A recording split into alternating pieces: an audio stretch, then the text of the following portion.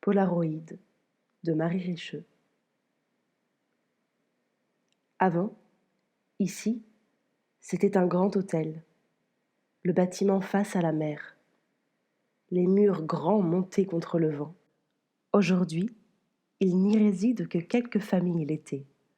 Le reste du temps, c'est une coquille laissée vide au jeu de la bruine et du sel. En bas des escaliers, à droite, une petite salle ne sert à rien, n'est faite de rien. Le béton froid au sol, les vitres qu'un chat lèche patiemment. Ils ont étalé leurs manteaux, leurs pulls et leurs bonnets à même le sol, et se sont étalés par-dessus. Ils se font face. Avec son doigt, il dessine le trajet précis de son sourcil à elle, puis de sa tempe, puis du bord de sa joue, puis le cou. Elle ne ferme pas les yeux, ne ferme jamais les yeux. Arrête jamais, dit-elle. Un cormoran dort près d'eux sur le béton. Il n'est ni mort ni englué de mazout. Il dort.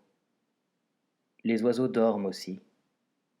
Elle regarde l'oiseau, puis regarde l'homme. Elle attrape quelques brindilles et les aligne patiemment. Ce n'est pas un nid. Cela ne sera jamais un nid. Ce sont des bâtons pour compter les jours. Elle désigne la première brindille. Ce jour-là, tu n'es pas venu. Non, je ne suis pas venu.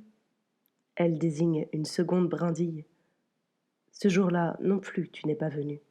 Non plus, je ne suis pas venu. Puis elle continue comme un jeu. Et ce jour-là, tu n'es pas venu. Et celui-là non plus, je crois. Il fait non de la tête. Il sourit doucement. C'est une heure douce et lente. Il continue de toucher ses tempes. Leurs voix sont basses et ne dérangent ni le chat dans son coin, ni le cormoran dans le sien.